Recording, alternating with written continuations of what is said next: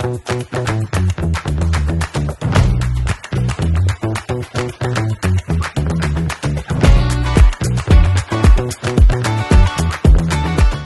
à tous. Salut Fred. Salut Mathieu.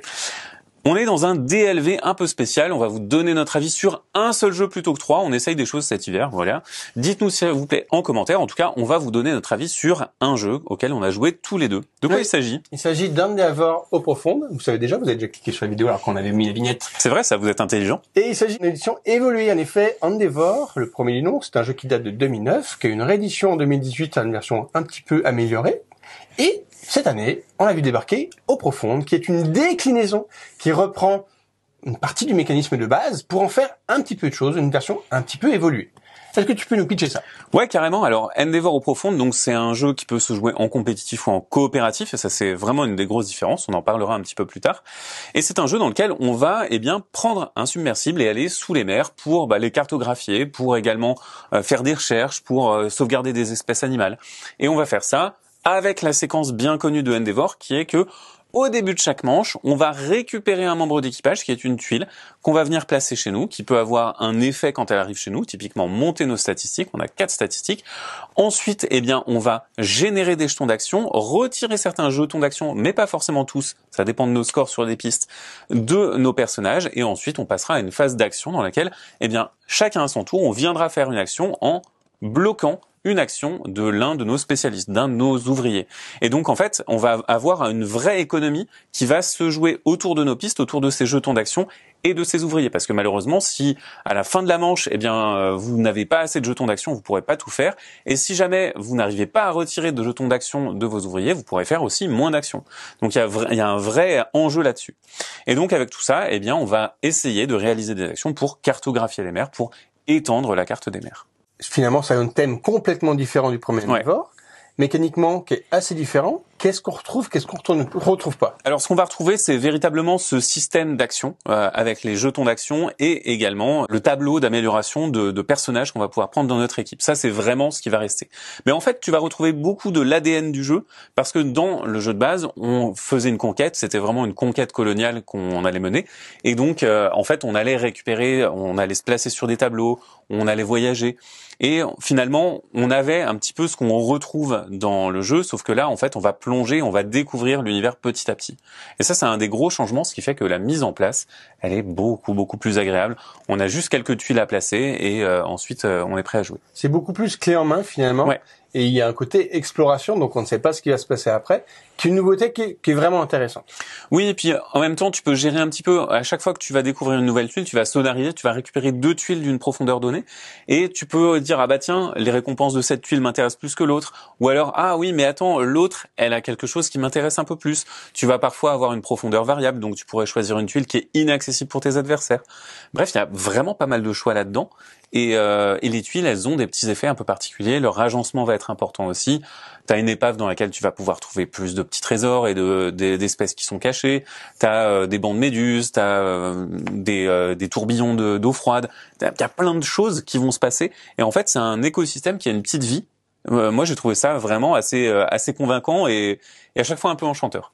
Moi, j'ai trouvé ça, disons, plus opportuniste qu'avant, où avant tu pouvais tout planifier ce que tu allais faire pour toute la partie, où là, en fait, tu vas falloir te réadapter à chaque nouvelle découverte en disant, OK, plutôt, il va falloir que je m'oriente pour faire ci, parce que il y a plein d'actions dans ce sens-là qui sont disponibles, et j'ai peut-être utilisé toutes celles qui étaient disponibles sur ce que je m'étais spécialisé, il va falloir que je rebondisse pour faire autre chose. C'est pas tout à fait vrai dans le sens où le jeu va te guider sur 3 missions de majorité. Par exemple, avoir le plus de jetons sonars placés sur la carte, être placé sur telle profondeur, etc., etc. On a des missions, 10 missions exactement dans la boîte, et à chaque partie, vous jouez une mission différente, même si c'est pas une campagne ni rien, hein, c'est vraiment juste que ça va teinter votre partie, ça va lui donner un petit accent de gameplay différent.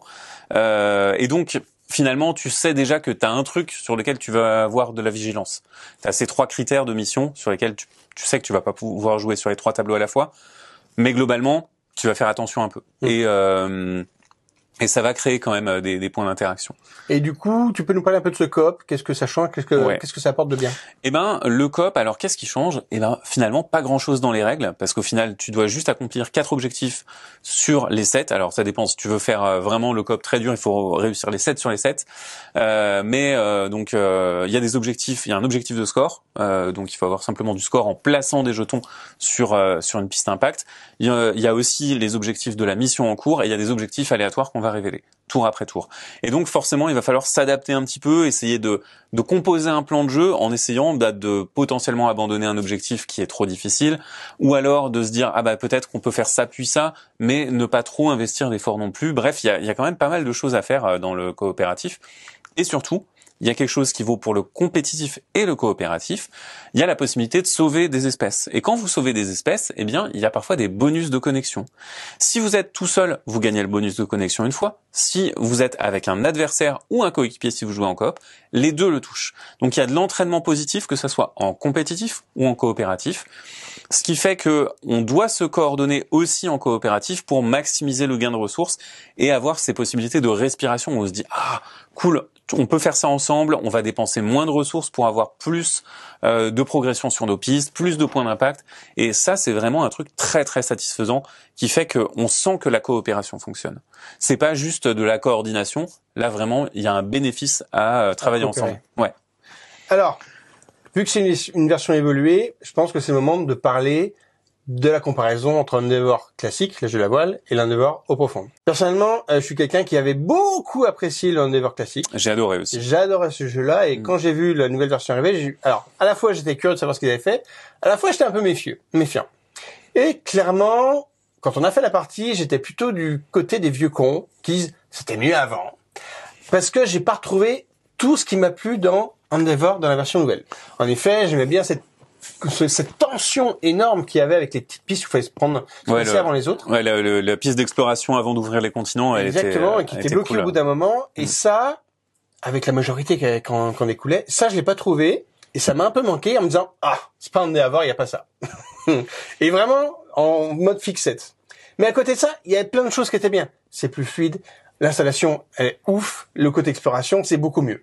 Mais je suis pas complètement arrivé à me détacher de l'expérience primaire que j'avais sur l'âge de la voile en disant ce truc-là, c'était quand même vraiment ce qui m'avait séduit le maximum à l'époque dans le jeu. Alors, il y a aussi le fait que l'âge de la voile, c'est un jeu qui procure des émotions beaucoup beaucoup plus fortes en compétition parce qu'en fait, tu attaques les autres. T'as vraiment ce truc de conquête où tu sais exactement combien de points tu vas faire perdre aux gens quand tu vas faire un truc. Tu sais que tu vas faire du différentiel. C'est ultra méchant. T'as besoin de ces actions canon. Et c'est un truc sur lequel tu te focalises aussi. Tu te dis, je mets de l'émotion là-dedans, je m'investis émotionnellement là-dedans.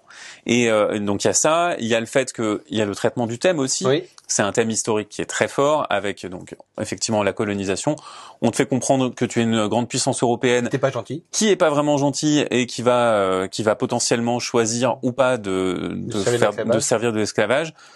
Le thème était bien traité d'ailleurs. C'était pas fait innocemment. C'était pas par-dessus. C'était vraiment imbriqué dans le jeu. Ouais. Et il y avait la possibilité de libérer les esclaves, etc. Donc il y avait tout un discours autour de ça qui était intéressant.